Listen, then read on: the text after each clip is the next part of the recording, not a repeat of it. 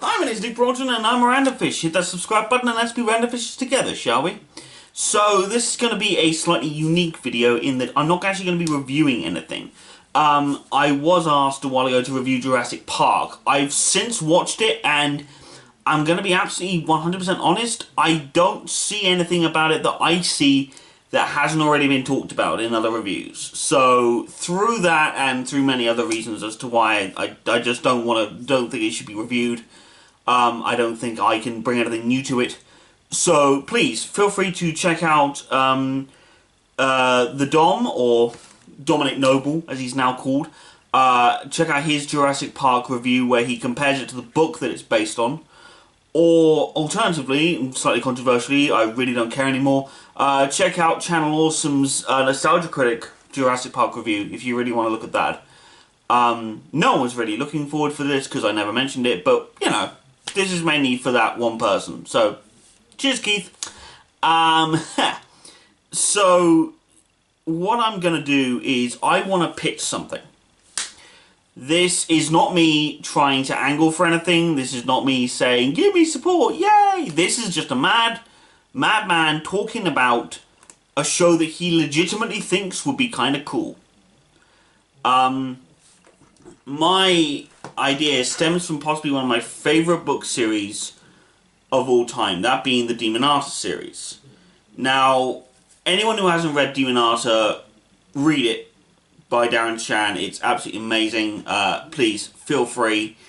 Go out, find at least the first book, and I can't guarantee you'll be hooked, because sometimes people just don't get into books the same way that they used to.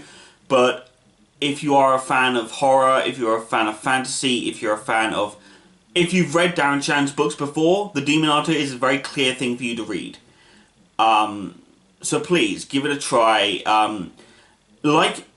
It's interesting how a lot of people compare J.K. Rowling to being someone who they could still read her books and still feel connected despite their various issues like dyslexia or dyspraxia like I have.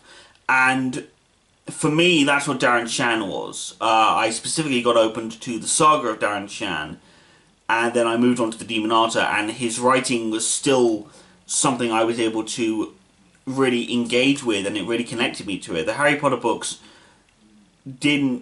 weren't as connected as I felt, as other people have felt they are. Darren Shan was my J.K. Rowling, essentially. Now, a while ago, right at the beginning of this channel actually, I reviewed the Circuit of Freak, the Vampire's Assistant, Darren Shan film that was made. Now, I hate that movie. I hate it with a burning passion. And it's not because I happen to think that it's... I don't think the material it came from was bad. I think the way it was handled was bad. I think the way it was mishandled was an atrocity to this writer and to his series. Now, he may like it. If he does, fair play to him. But to me, as someone who read the books and who really got into the books, I have to say, I honestly didn't see anything being brought to the film that was not only new, but nothing that really carried over from the books that was good. It carried over all the, shall I say, slightly cheesier aspects, but nothing interesting, nothing unique about it in any way. And that's where this comes from. The Demonata, I feel, is a book series that could be prime usefulness for a TV show. And I can't pitch you a director, I can't pitch you any actors, nothing like that. But I can talk to you about how it is I feel this series should go. The series of books is divided into 10 books.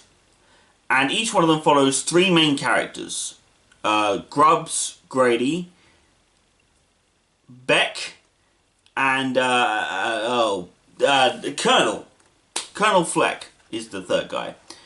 And these 3 characters, it's all done from their perspective. It's all written from first person perspective, but it's done to the 3 different main characters' eyes, and you get crossovers where they all talk to each other and all this sort of thing. And that's sort of where a lot of it comes from. But Grubbs is the the primary antagonist. He has more books out of the series from his perspective than the other characters do. Beck, I think, has 2. Colonel, I think, might have 2 as well. The rest of them, the other 6 are grubs. Now, and obviously, you do see grubs interacting with the other characters, but again, grubs is primarily where we focus the series. And I think not each series to go into each book, as it were, but to almost read all the books as a whole and then use it as a primary source to be able to lay the groundwork in previous episodes and work from that point onwards. Now, you could work from the beginning of Lord Loss and work your way through it. I'm not going to go into each book's intricate details because, honestly, if you haven't read it yet, then you really shouldn't be watching this video. But I do recommend you go and read the books because they are fucking phenomenal. They are absolutely amazing. If you had read the books, then keep on watching and keep on liking and commenting and subscribing and tell me who you think a good director for this would be or who you think a good actors for these would be. I would love to read some of the comments regarding that. I think it's nice when people comment on videos. I think it's a good thing. The thing that ultimately threw me throughout a lot of this is that the books themselves weren't too long, but they had a lot of detail thrown in them. So you could have the opening episode almost be a series. In the first book, Grubs Grady is someone who gets in trouble with his family, and then he comes home after he is sent away to someone else's house for a sleepover, and he comes back and finds his family dead at the hands of demons. Again, if you haven't read the books, you should not be watching this, because I've just given you major spoilers for the opening bit of the book. If you're still here, you're going to get a lot of the book spoiled. Fuck you. I'm just saying. It's that simple. He comes back, finds his family dead, and he learns about the existence of demons quite quickly. Because they're the ones who killed his family. And that chapter, if you will, ends with him outside of his house with police sirens all around him, and he's crying and muttering about demons and all this sort of thing. And the next chapter is all about him having to deal with the fact that his that not only his family, essentially his main family unit is now gone, but he's also being shipped onto various foster families. He's not doing very well with them, and he keeps on being sent back to them. And he eventually meets up with his uncle, and his uncle knows about demons, which is very, very cool. And it's very interesting to sort of see a character like that do that sort of thing. And eventually he leaves, and he goes to live with his uncle. And he learns all about demons, and he learns about how to fight them, and he learns about why they're there. There's a subplot involving another character called Bill E. and a werewolf, which is very cool. There's a lot of expositional dump which can be taken over the course of an episode. I mean, you can do it in a lot of flashbacks, actually do it through showing, not telling, which is great. And then you get the actual you could get the actual bit there. For example, you could get all this stuff, all this section of the books, all of Grubb's sort of major sections of the books done, and you could do all of his story in a few episodes, in quite a few episodes, and then you could flash back to, say, Colonel's story or Beck's story, because in the actual book series, Grubbs is the first book, then Colonel Fleck is the second book, then the third book is Grubbs again, and then the fourth book is Beck.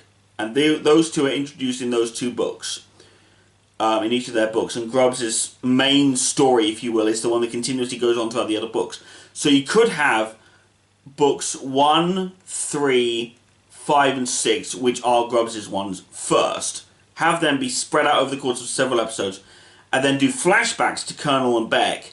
And then you could do the final episodes of them actually working together with the other characters and being able to do other things with them, which, again, would be pretty fun to watch. And I honestly don't understand how... Okay, I want to make something abundantly clear. I do understand that film companies, TV companies, directors, writers, all these people, you have to make changes to make things work. I get that. But for something as amazingly pitiful as the Darren Shan books, be it the Saga of Darren Shan, or be it the Demonata, or be it the zombie series that he did, or even his City trilogy, do them as TV series because that works better in that environment. You can tell the grander story on that scale. When you do it in a movie format, The Vampire's Assistant failed because it didn't have the grandeur that the story demanded. If you'd done it in a TV series, you could have had a hell of a lot more fun with it. You could have had each book spread out over 2 episodes. You could have done a whole couple of series on so many things, and it would have been so great. This is just me bitching about the Hollywood system, sometimes. It really is. But I do honestly believe that this could be a fantastic show. Now, if you agree with me, and I'm not saying that you do, again, I'm aware this is a relatively short video, but I couldn't think of anything to review, and I needed to get this out on camera. There are things that I can write down and things I need to say to a camera. I have a problem. But my plea is that if you agree with this in any way, please feel free to tell me. Please feel free to write it out. Please feel free to come up with ideas yourself. Comment your ideas. Do whatever. But just understand that, again, this is just me and my ramblings. If I was ever contacted for even the slightest, assistance in making a Darren Shan Demonata TV show, there's not enough. Like, I roared with happiness in Avengers Endgame when certain things happened. I would be doing that again, but 5 times the volume. It would be ridiculous. So please, comment below who you think a good director would be, or actors to play the various characters. I personally would love to see the guy who played Ender in Ender's Game, or the younger Mordred in the BBC show Merlin. I'd love to see him play Colonel Fleck. I don't know who I'd love to see direct it, quite frankly. Possibly the guys who directed Arrow, or The Flash. That could be kind of cool to see. I also say that because I kind of want to see Kevin Smith do a bit of a series of Darren Shan, because quite frankly that would be awesome. That's just me. But no, feel free to comment below who you think the good director would be, good actors. Please share this if you think it's a good idea. If you don't think it's a bad idea, that's absolutely fine. Feel free to say why. Don't just go point blank going, "Oh, you shit, shut the fuck up, nah, nah, nah, nah." I want reasons, people. I need reasons as to why you think that this wouldn't work. Also, if you don't like the idea of this, and you also like the Vampire Assistant movie, please, tell me what I'm missing. Because clearly I'm missing something if people did enjoy this film. Because that film sucked. And on that note,